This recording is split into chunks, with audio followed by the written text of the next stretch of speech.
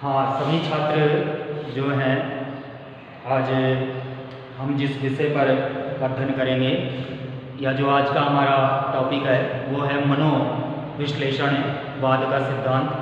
मनोविश्लेषणवादी जो सिद्धांत है ये अपने आप में एक संप्रदाय भी है, एक विधि भी है और एक मनोचिकित्सा भी है। तो हमारा आज का टॉपिक है मनोविश्लेषण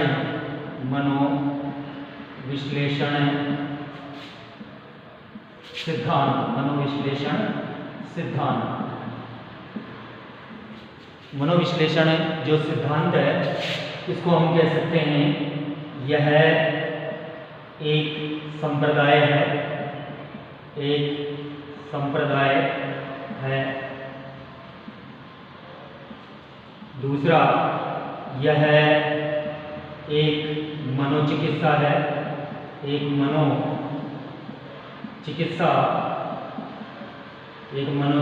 है, तीसरा यह एक विधि है, यानी अपने आप में मनोविश्लेषणवाद जो है एक संप्रदाय भी है, एक मनोचिकित्सा भी है और एक विधि भी है। अब मनोविश्लेषण जो है इसके जो प्रतिपादक हैं, मनोविश्लेषण के प्रतिपादक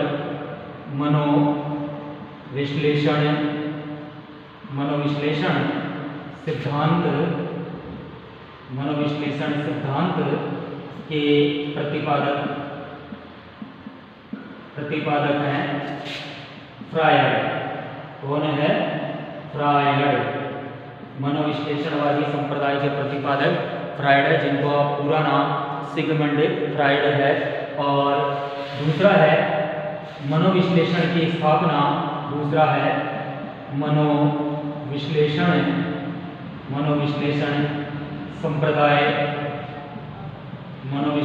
संप्रदाय की स्थापना वर्ष 1900 ईस्वी में हुई। वर्ष 1900 ईस्वी के अंदर हुई थी इसकी स्थापना। फ्रायड इस संप्रदाय के प्रतिपादक हैं। फ्रायड का जो जन्म है, फ्रायड का जन्म 1856 में, वर्ष 1856 में चेकोस्लोवाकिया जो उस समय पर ऑस्ट्रिया में था, चेकोस्लोवाकिया ऑस्ट्रिया में हुआ था। ये यहूदी संप्रदाय से संबंधित थे। ये प्रारंभ में एक चिकित्सक थे। फ्रायड जो है, ये फ्रायड का मनोविश्लेषण का जो सिद्धांत, पहले इनके जीवन परिचय के बारे में हम अध्ययन कर रहे हैं। तो प्रारंभ में जो फ्रायड थे, प्रारंभ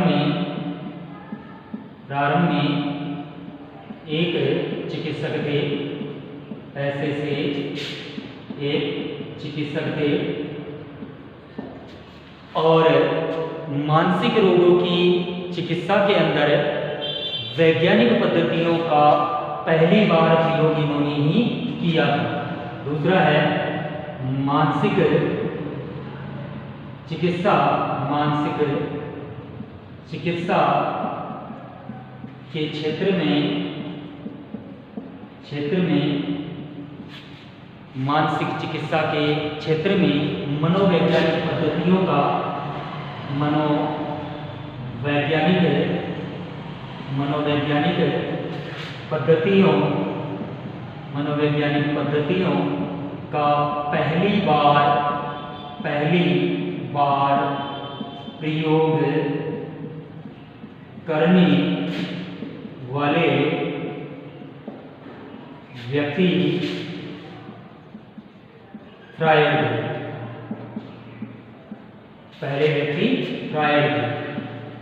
ठीक है, तो मानसिक चिकित्सा के क्षेत्र में मनोवैज्ञानिक पद्धतियों का पहली बार प्रयोग करने वाला जो व्यक्ति था वो कौन था?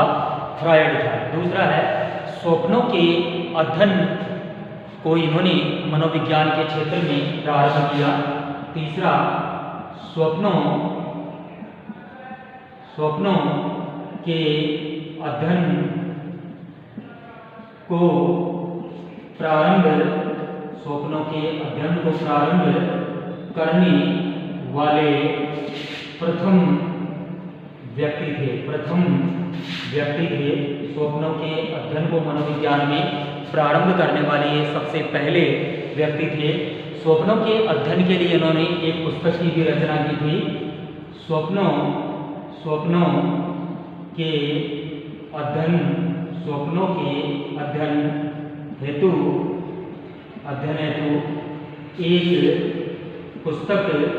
एक पुस्तक की रचना की थी, जिसका नाम था, जिस पुस्तक की इन्होंने रचना की उसका नाम था the interpretation of the dream. पुस्तक का नाम था इंटरप्रिटेशन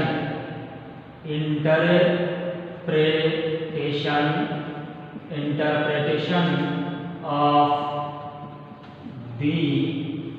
ड्रीम।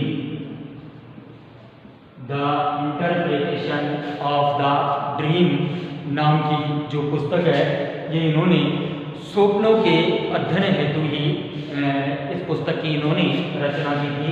और ये जो पुस्तक है ये काफ़ी महत्वपूर्ण मानी जाती है। और इसके अतिरिक्त ये ऐसे व्यक्ति हैं जिन्होंने सबसे पहली बार जिन्होंने बहुत सारे जो कार्य हैं वो इनके द्वारा किए गए थे। स्वप्नों का संबंध इन्होंने दमित इच्छाओं से बताया था। अगला है, इन्होंने स्वप्नों का संबंध दमित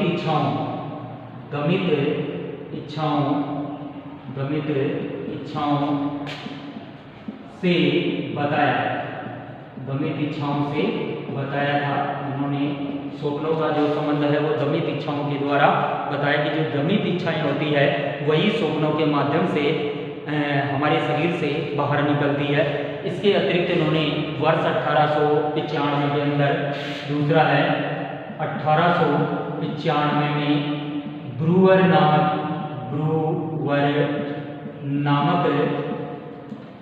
मनोवैज्ञानिक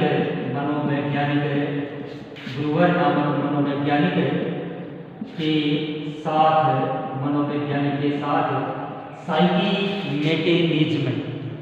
साइकी मैकेनिज्म का प्रकाशन किया।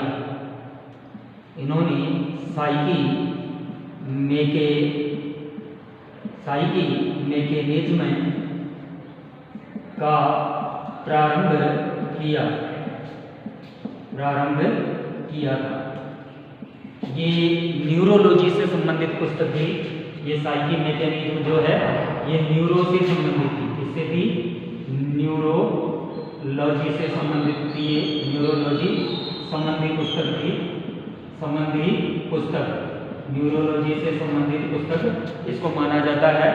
इसके अतिरिक्त 1895 में ही इन्होंने हिस्टीरिया नामक बीमारी का अध्ययन किया था। इसके अतिरिक्त 1895 में ही इन्होंने हिस्टीरिया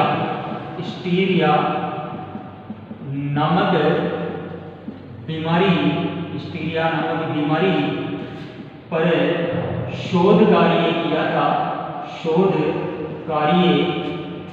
इन्होंने हिस्टीरिया नामक बीमारी पर इन्होंने शोध कार्य किया था और ये काफ़ी महत्वपूर्ण मनोवैज्ञानिक माने जाते हैं।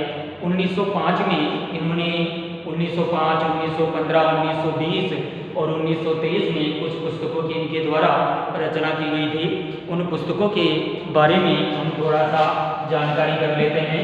जिन पुस्तकों की इनके द्वारा रचना की गई थी वो काफ़ी महत्वपूर्ण पुस्तकें मानी जाती है। 1905 में 3 contribution to the theory of sex पुस्तक को लिखा। वर्ष 1905 में इन्होंने 3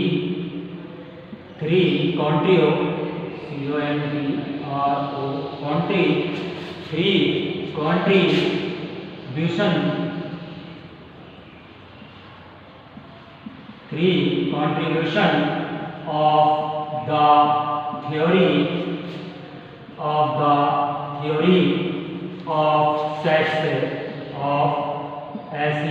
सेक्स नामक पुस्तक को इनके द्वारा लिखा गया वर्ष 1905 में। 3 contribution to the theory of sex नामक पुस्तक इन्होंने वर्ष 1905 में लिखी। 1915 में अनकॉन्शियस नामक पुस्तक लिखी। उसके बाद 1915 में अनकॉन्शियस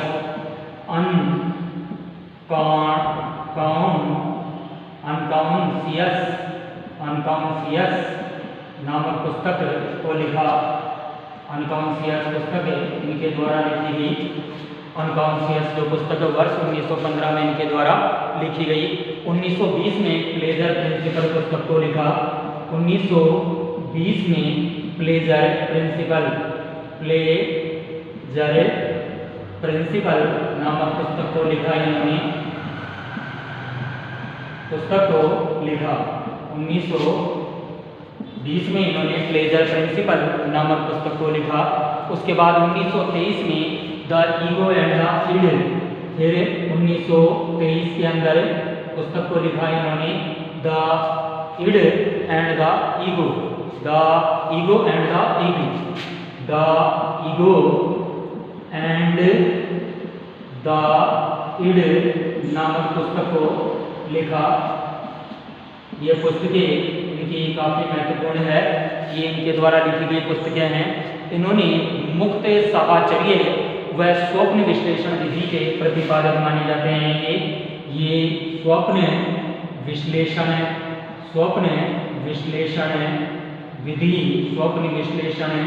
विधि और स्वप्न विश्लेषण की विधि और मुक्त साहचर्य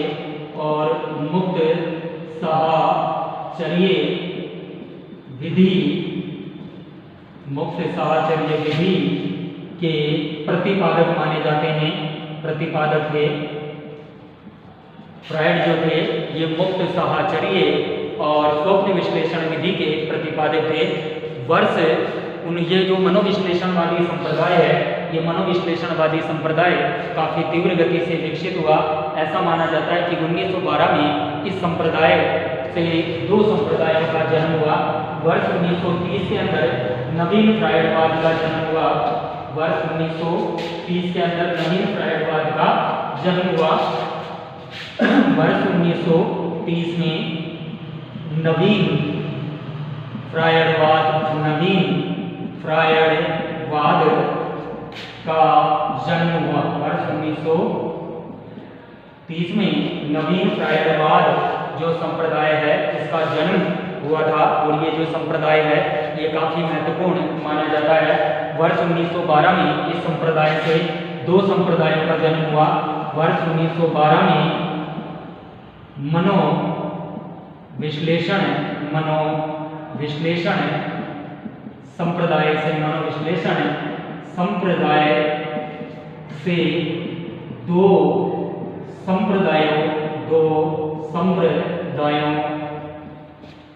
का जन्म हुआ। 2 संप्रदायों का जन्म हुआ, जिनमें पहला जो संप्रदाय है वो है वैयक्तिक मनोविज्ञान। इस वैयक्तिक मनोविज्ञान के जो जन्मदाता थे वो थे एडलर। वैयक्तिक मनोविज्ञान जिसके जन्मदाता थे एडलर। और दूसरा था विश्लेषणात्मक संप्रदाय।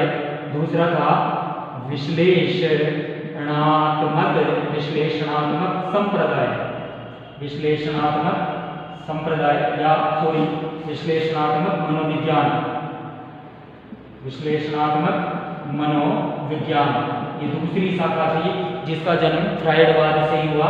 और जो विश्लेषणात्मक मनोविज्ञान है इसके जन्मदाता माने जाते हैं युंग। तो ये जो हमारा संप्रदाय है मनोविश्लेषणवाद संप्रदाय, इससे वर्ष 1930 में नवीन फ्रायडवाद नामक संप्रदाय का जन्म हुआ। उसके बाद वर्ष 1912 के अंदर मनोविश्लेषण जो संप्रदाय है इस संप्रदाय से 2 नए संप्रदायों का या 2 शाखाओं का जन्म हुआ मनोविज्ञान की, जिनमें एक का नाम था वैयक्तिक मनोविज्ञान और दूसरी का था विश्लेषणात्मक मनोविज्ञान। वैयक्तिक मनोविज्ञान के प्रतिपादक जो थे वो एडलर को माना जाता है और विश्लेषणात्मक मनोविज्ञान जो है इसके प्रतिपादक है वो युंग को माना जाता है। इसके बाद में अचेतन विज्ञान, जैसे ही ये जो संप्रदाय है मनोविश्लेषणवादी संप्रदाय के साथ ही इस मनोविश्लेषण